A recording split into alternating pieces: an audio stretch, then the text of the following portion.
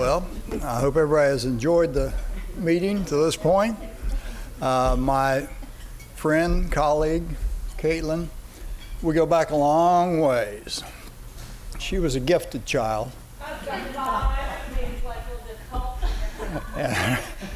And I can tell you a lot of stories about her, but they gave me a lot of grief. I was director of special education in the state at the time, and they wanted all these services for Caitlin 85 miles up the road, one lane road. It was.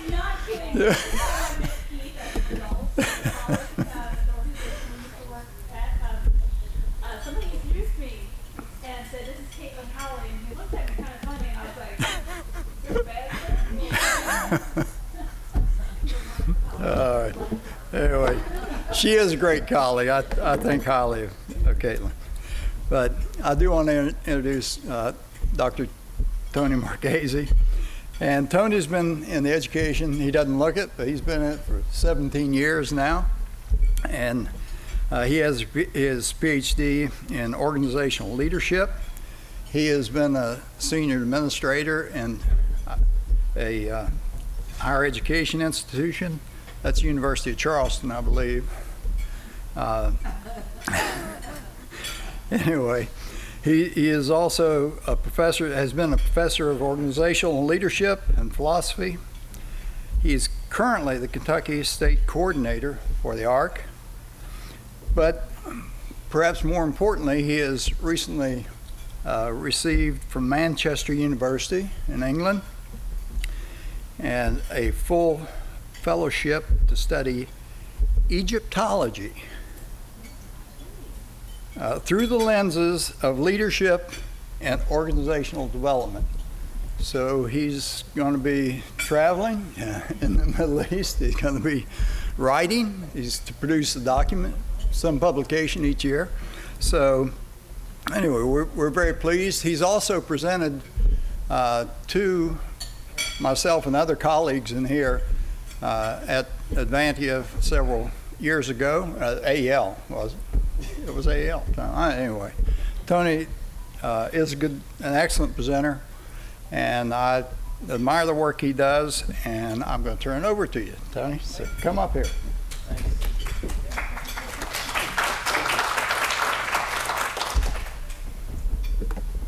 Well, it is definitely great to be here this evening, and I'm glad that Sharon gave me the 10 minutes before to eat. So that's good. This is a really, really important topic that we're addressing over today and tomorrow, and it's something that I think that is critical to the success of education. And a lot of times we don't take a look at the bigger picture. And I'm going to talk about organizational redesign. And what Sharon Harsh asked me to do was to kind of whet your appetites just a little bit about something that we're going to be doing as a regional initiative with the ARC, and that is we are going to be establishing an organizational redesign team where we are going to be available to work with you in your state to help you assess kind of where your teams are at this point, through capacity building, but also to help you, should you decide that you want to maybe reconfigure your team to maybe correspond more explicitly to your mission and your vision, we're going to be able to be there to assist you with that. One of the things about me is I am kind of an interdisciplinary kind of a guy, and I have been fascinated by the discussions that we've had thus far, but I don't come from K-12 education in terms of my professional background. I've worked for about 17 years in higher education and also in organizational development and leadership consulting, mostly in business. And so I've always been involved in education, higher education, but I've also kind of had this other career where I've worked in the business and nonprofit worlds. So I look at this a little bit differently, and I hope that you'll indulge me enough tonight to kind of allow for that kind of that different perspective that I'll bring. This is my objective this evening as we have dinner and as we think about some things.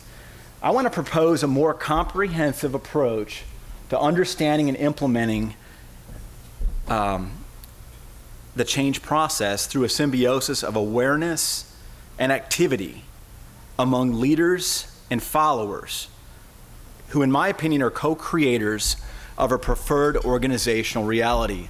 A lot of times we think about change management or change leadership, which is now being discussed in the literature, as something that happens from a person, one person.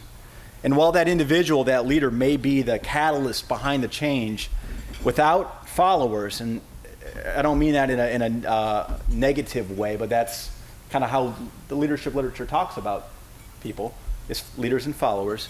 Without the followers, without the people, our colleagues that we're working with, the initiatives will not be effective. And for those of us that are here in this room, many of you are working at SEAs and you're in senior level positions. You've got people on your team. And this idea of redesign cannot become a reality unless there is a good working relationship between you and those with whom you serve.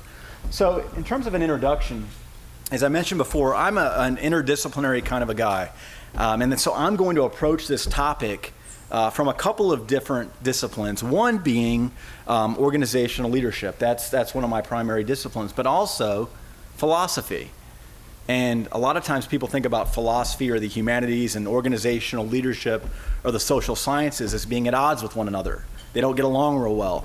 But I think that what we're talking about in terms of organizational redesign and in terms of capacity building, I don't think that we can do justice to this type of work without thinking about it through multiple lenses. And so that's kind of what I'm proposing tonight. And we're talking about learning and also leading.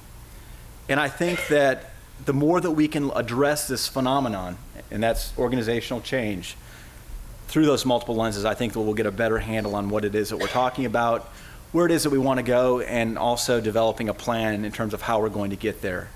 One of the things that I know is that it's important that we talk about practical things in terms of strategy. I know that many of you are very interested in, okay, what am I going to do tomorrow or the next day when I go back to work, a Monday? And I'm going to tell you up front, I'm going to propose some things tonight that are a little bit more theoretical, but I am going to allow for some time at the end where we can maybe make sense of this in terms of what you do on Monday morning at 8 o'clock or 9 o'clock or 7 o'clock, whenever it is that you come to work. I'm thinking about Kimberly. She's always in the office at 7. But redesign is an interesting concept. Dr. Harsh mentioned something earlier today. She said organizational design. That's probably the most prevalent concept that's in the literature in terms of what we're talking about. But we're talking about redesign, okay? But some of the principles apply. And there are 3 things that are very important to consider when thinking about redesign or design. First is the entire system has an effect on each element within the system. I think that makes sense when you think about it. When you think about your organization, the different departments that encompass the organization in which you work, each element impacts the other. Every element in the system has an effect on the entire system and on each other. No matter what you do, the 2 points above will always hold true. That's really, really critical to consider as we look at this concept. Organizational systems that are impacted by redesign are the information system, the training system, the organizational structure, decision-making, tasks and technology, and planning and forecasting. So when you think about an organizational design or redesign, it's really, really big. It's very comprehensive. There are multiple elements that are a part of this. One of the things that I think is important as we think about this concept is to maybe take a step back for a moment. And I call this the Lexicon of the 21st century organization. There are 2 words that I don't care if you're in healthcare, if you're in education, if you're in government, if you're in business, there are 2 words that people are talking about a lot right now. One is change, and the other is innovation. I mean, those are really hot topics right now. But one of the things I think is important to at least to consider is that all change and all innovation isn't necessarily good. There can be bad change. There can be undesired or undesirable change. There can be innovation that doesn't take the organization to its legitimate ends in terms of its mission or its vision. So change is an amoral term. It can be good change or it can be bad change. So I think that's important to think about as you think about these concepts. You know, what is your preferred future? What does that good change look like? And that's kind of what we're talking about in terms of redesign. We're talking about the good stuff, okay? The propensity for positive change. Some of the things that I think that are important to think about are a couple of, actually 3 different areas. One is general systems theory. Another is organizational metaphors, and this was alluded to earlier by something that Dr. Harsh had mentioned and Dr. Lashley, and also philology. Let's be honest, how many of you know that term, philology? Okay. It's a term that's used in the literature, critical analysis, and in Dr. Smith mentioned about my studies in Egyptology that I'm getting ready to start. They talk a lot about philology. It's the study of language and how language impacts or influences concepts, which in turn influences behavior. And this will make sense here in a second. But in terms of general systems theory, we have closed systems and open systems. One of the things that I would propose is that most organizations today, even though we talk about complex adaptive systems, many organizations are not open systems. They're actually closed systems. And that could be very problematic as we think about the world in which we exist right now. There's a lot of stuff going on. There are a lot of uncertainties. Our landscape is changing. The socioeconomic components of our world are sort of kind of in flux right now. There's a lot of unknown. Organizations, if they wish to survive, have to change. They have to make changes. They have to assess what's going on around them and make some tough decisions. It's a really scary time, but also a really exciting time to be a part of education, to be a part of an organization. But a closed system sort of is like a machine. It's been programmed to perform a particular task or a series of tasks. It does what it was intended to do. So when things on the outside, the external world, come into play that weren't originally anticipated, that closed system or that closed organization is in a lot of trouble. So when Dr. Harsh mentioned a complex adaptive system, that's what we were trying to get to. That's what we want to be. And rather than functioning as a machine or just a bureaucracy that performs as it was, programmed to do, we want to be more of an organism. We want to be alive. We want to be a thinking, learning organization. And we want to be adaptive, certainly, to the world around us that is always changing. So how do we do that? There's a great book that was written in 2006 that I encourage all of you to think about. Maybe some of you have read it. I know that we have at least one person here who has. And that's called Mindset by a woman named Carol Dweck. And she talks about the differences between a fixed mindset and a growth-oriented mindset. How many of you have read that book? I've read it. Have you? It's excellent. It talks about the consequences for having a fixed mindset. And it's very similar to this idea of a closed system versus that which is growth-oriented, that is interested in the evolution of the person or the organization. And so those are really, really important. They're critical for change. The other component goes back to that word that I mentioned earlier that I asked you about, philology. Philology comes from 2 words, one phileo, which is a Greek word for love, and the other word is the word logos, which is the word for study. And this is the love of study or the love of learning. And one of the things about determining whether or not your organization possesses the propensity for change is listening to the language. We might talk all day about how we're innovative. We want to be innovative, or we are innovative. But when we're out of those formal settings and we're just having our day-to-day interactions with others, what is the language saying really? Is the language representative of a closed system, a bureaucracy, something that does what it's been told or programmed to do? Or is it representative of an organism, one that is evolving, one that is paying attention to what's happening around it, one that has a desire to become something greater?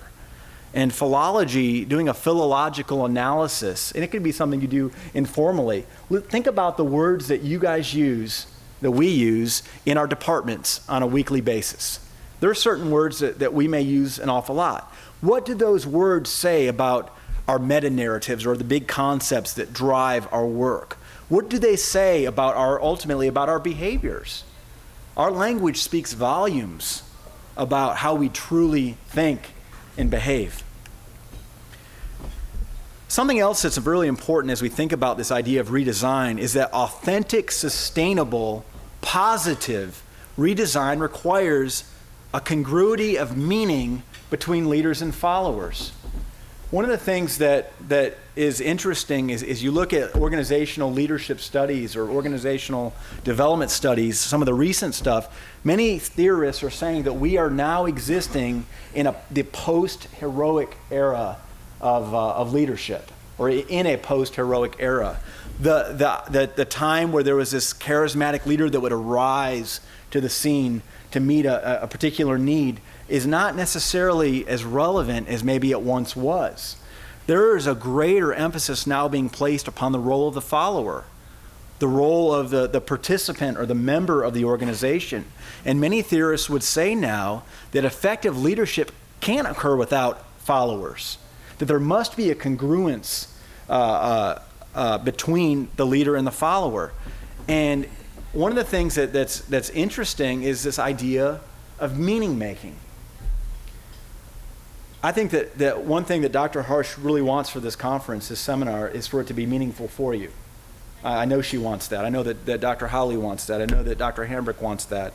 But one of the things that's interesting about the concept of meaning making is that no matter how much the planners or the teacher might want a particular experience to be meaningful for those in attendance or the students, we can't distribute meaning to you. You must make something meaningful. It's the coalescence between an experience and reflection. And it's very important for a leader to be aware of those particular things. One of the things that Ladkin says, she says that a crucial aspect of a successful vision is the extent to which it aligns meaning for those involved in a common activity. If you're a part of an organization and you don't find the vision, maybe a particular strategy, the mission even, meaningful, you're probably going to be very, you're going to have a transactional relationship or an orientation to what you do. You'll go in there and you may expend some effort in exchange for a reward, which might be your paycheck. But in terms of being really invested in what you're doing, it's probably not going to be there. That transformational component won't be present. But meaning making is a negotiated communal activity. So as we think about this idea of redesign, while we as leaders might have a really good idea, and that's wonderful, we must not underestimate the role of the follower or the role of the other members of the organization in terms of the success ultimately of the initiative. Raylan says, can a vision be heartily adopted if the ranks serve only as recipients of the vision? What if they don't believe in the vision? I mean, that has major implications for the success of an initiative. I told you that my background is not only in leadership, but it's in philosophy. And I can't help but think about a philosopher who in 1975 talked about something called the fusion of horizons. He was very interested, he was a postmodern philosopher, and he was very interested in the idea of meaning. And he basically said that meaning happens when the horizon of the observer and that of the observed coalesce. They come together. So let's think about this in terms of leadership. The horizon of the leader and that of the follower or the member. When they come together and there's a dialogue, there's an exchange that occurs, in that realm where things come together, that's where meaning happens.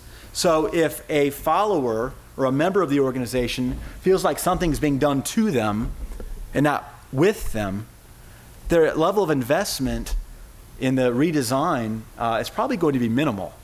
In fact, they may become resistant. One of the things that's important in terms when you think about this fusion of horizons is the baggage. We all carry baggage with us. And that word sounds negative sometimes, but baggage is our experiences, it's our education, it's the time and place in which we were born. It's the good stuff that's happened in our lives, some of the stuff that maybe wasn't so good.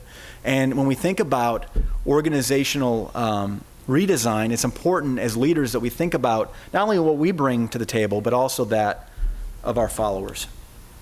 I'm going to skip through some of this. This is available to you in your PowerPoint.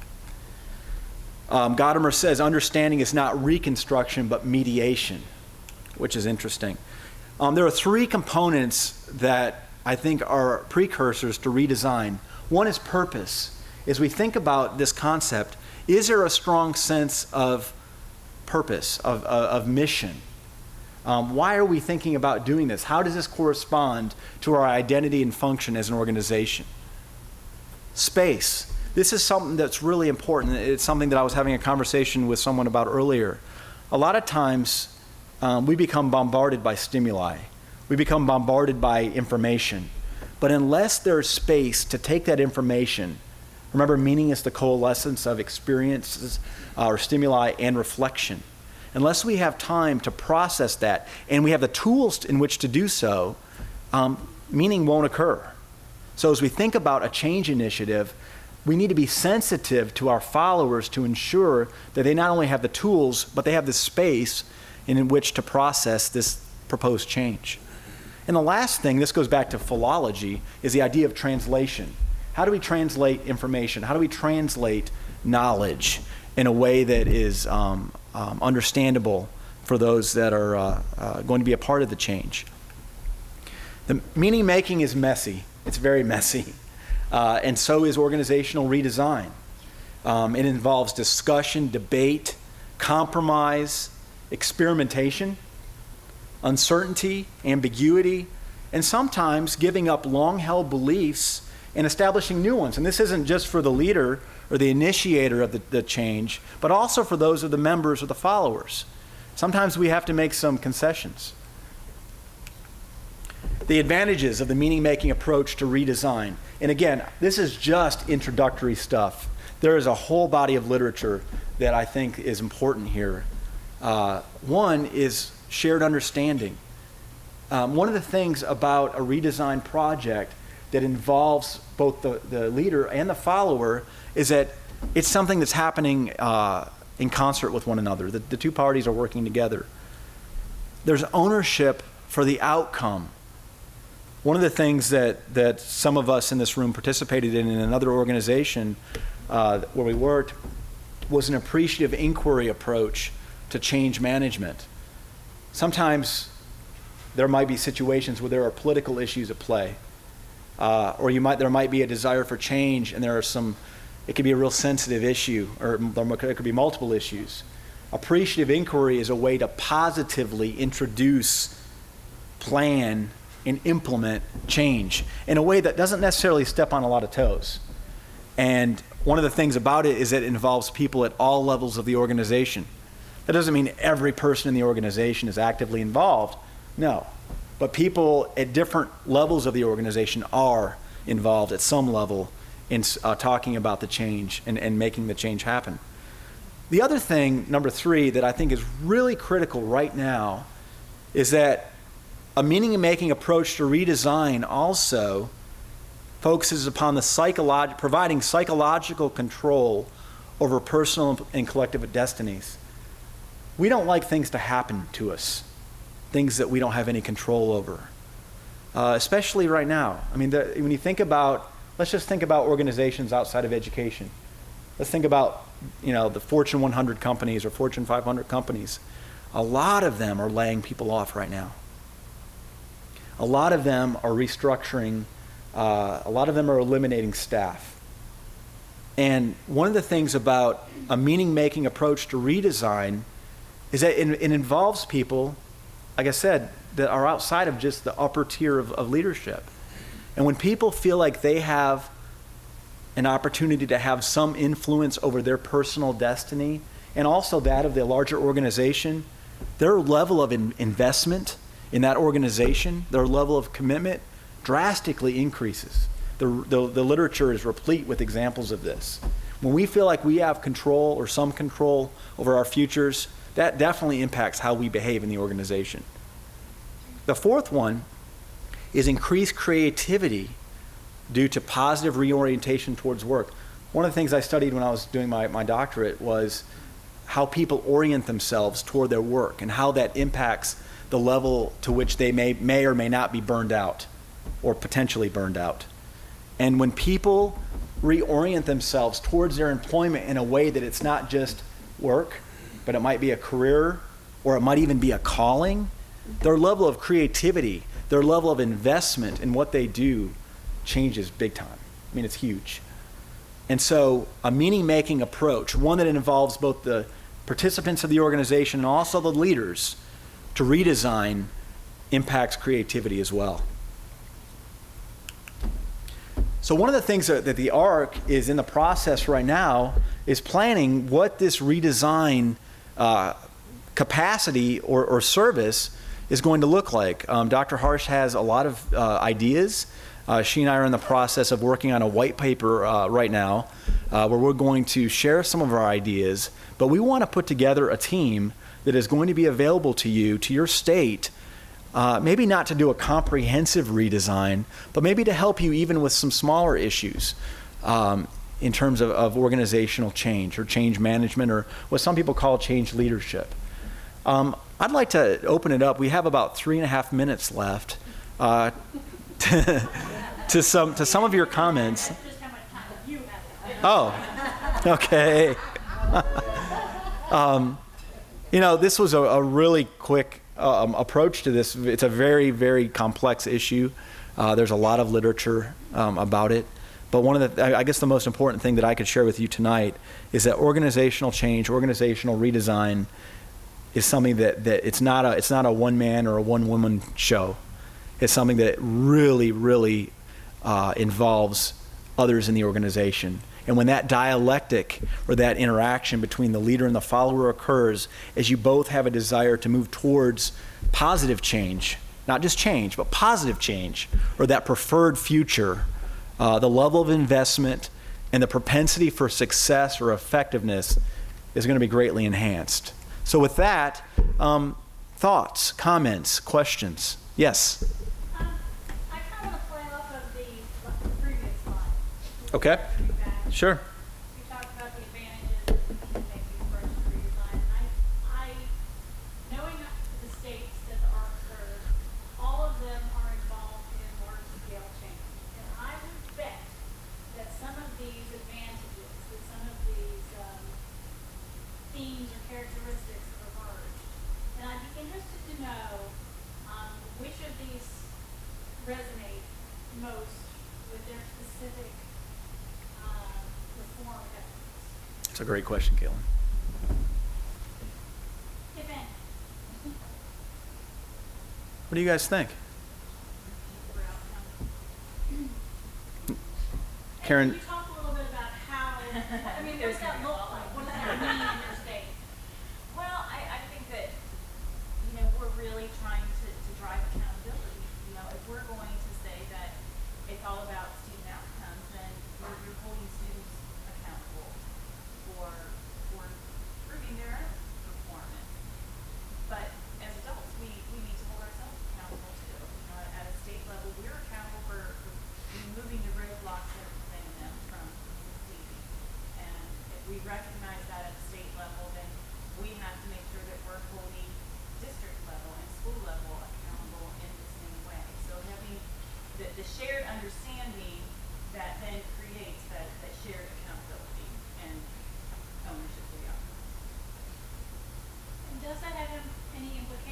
then for how administrators and teachers have psychological control over their own professional destinies and the destinies of the children they serve. Of course, that's why we have so much pushback in what we're trying to do. If it's not a shared understanding, there's going to be that pushback. If there is the shared understanding, if everybody understands the alignment and understands their role in getting there, I think there would be less pushback. I think one of the really important things that we're doing with Common Core is really get on with that psychological control with teachers, because we could say Common Core standards all day, but if we did not put it in the hands of teachers and they didn't take ownership of it, it would just be something on paper that meant nothing and did nothing. And so I think that, especially for that effort, that teachers really are taking ownership and that psychological control over what they're doing in their classrooms has really been what's been driving the program. I don't mean to put you on the spot, but I'm very curious. How do you communicate to teachers that they have that control, that they have that ownership, and that it's not the state saying you must, but we all believe that? Because they have been involved. I think just what she's saying, they have been involved. You know, in Kentucky, we've got, 1,000, 2,000 teachers involved in deconstructing our standards. I mean, they were the ones who said, this is what this means, and this is how we're going to test against it. And assessments. So they were a huge part of So bringing them on from the very start. I guess, I think that you're talking more about the redesign in terms of, there's also restructuring. And so sometimes I think that we are attempting redesign and accountability without looking at the structures and the redesign needed for the structures.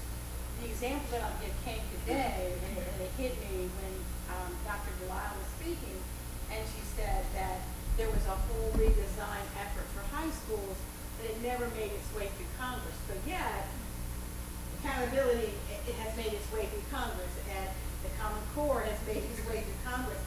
It seems like there's an expectation that everything that we're doing now will work with a system that may need to be restructured. And so I'm really concerned about how do we redesign some of the structures that are in place to make. I don't know if you can have meaning-making approaches if the structure is flawed. If you've got a bad foundation, if it's in sand, it's in sand. So, I mean, that's just how I don't know, it's just something that she said today that kind of sparked my interest in terms of thinking about structures as well as the people in the organization making it happen. And we have to think about the structures in the organization that will support it.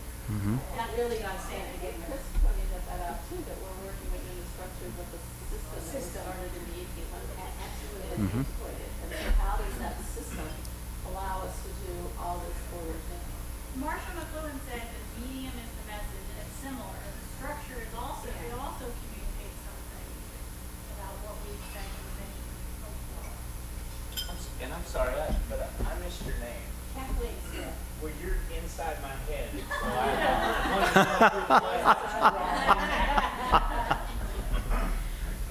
but yeah, I very much agree with what you said there. I think that 1 and 2, I think that number 3 up there assumes that there is then the ability by the individual to walk through some redesign that would then provide them the control over. And I would suggest that that's not there because we don't train people to do that. I have to agree. I think I agree with your comment. I serve 22 districts. Things come out of the 22 districts. The ones that are aligned and their people know what direction they're going in, change does not happen because it fits into the process. The ones that are scattered and they do all these different things and pull in and go crazy, that's when change matters because it messes up the whole system. Next time they're trying to complain about it, just make the progress. Instead of, this is going to make us better. And so if people are focused in the process, and I think a couple slides before talking about they bought into the mission and vision of the school system, but they have ownership in the process. Anybody else? Why do you think the literature, spirit of listening to the language, why does the literature focus on the words leaders and followers instead of participants? You know, that's always bothered me, Carolyn. I don't know. To be honest with you, I don't know. I don't know how many of us in here would want to consider ourselves as followers. It doesn't sound very appealing. But at the same time, when you think about the reality, you know, we all are followers in some way. It doesn't matter what position, you know, that we're in. Even if we're at the highest office, we're still a servant to some extent of the people. But I know that bothers me, but that's just what's in the literature. And I like to think about people in organizations as members, as participants, leaders, you know, that type of thing. But I hear what you're saying. But I think Chris was talking today, it was probably the first time that I thought being a follower is not a bad thing, because he was talking about how you can be such a forward-thinking leader and so far behind that you don't see anybody behind you. Mm-hmm. And a leader can have an idea, but that idea doesn't take shape or form and move forward unless you have the masses going behind you. So I think it was at that point when he said that I thought being a follower is not a bad idea. We're actually, someone might have that idea, but it's the masses, it's the followers that push that idea forward. So I don't necessarily think it's a bad thing. Mm-hmm. And didn't he say that followers determine who leads? Yeah, he did. So it's, I think we need to change, because I think from an SEA perspective, you are the leaders, but at times you need to be the followers. Mm-hmm. And so we have to get that, you know, the negativity Sure. away from it. Gail, I think that you had a comment. Well, and this is more of a like a big picture concept, but I was just thinking in West Virginia, and actually Wade Linger, who was our outgoing president, has made this comment a couple of times that a lot of change happened very quickly, but it happened following a long time of a very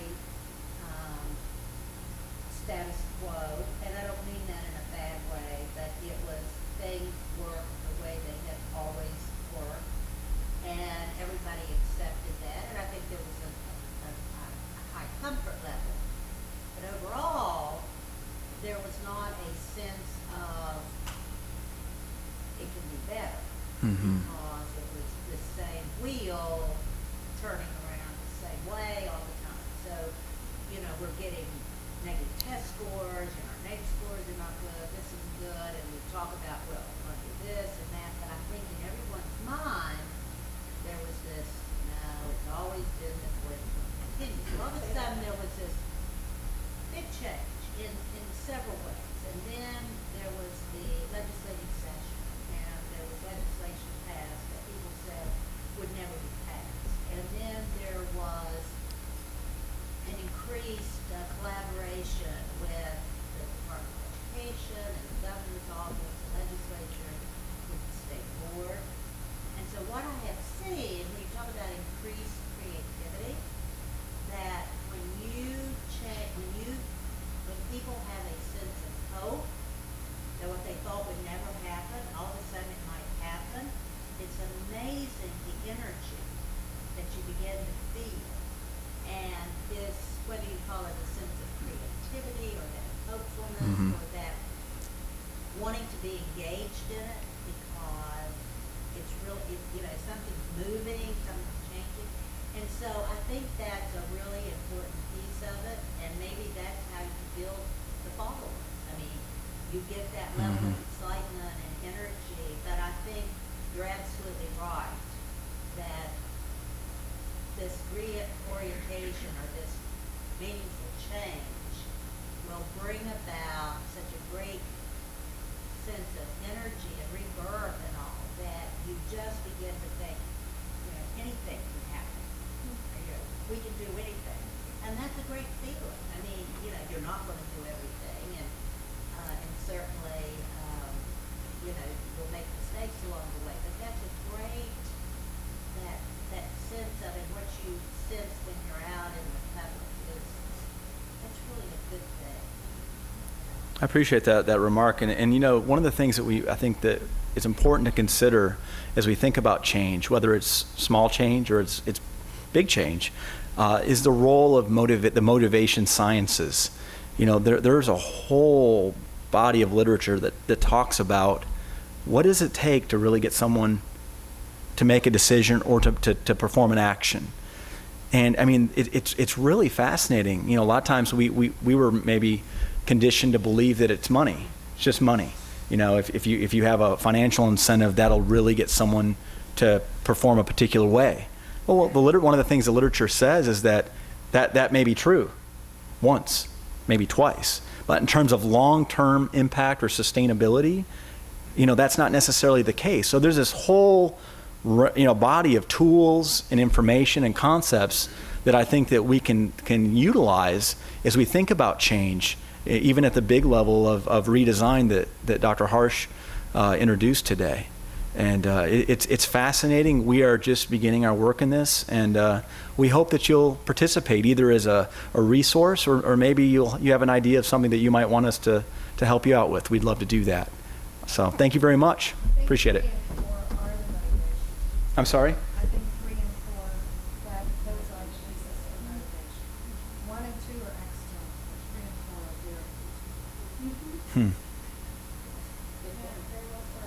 there. All right. Thank you so Thank you. much, Tony.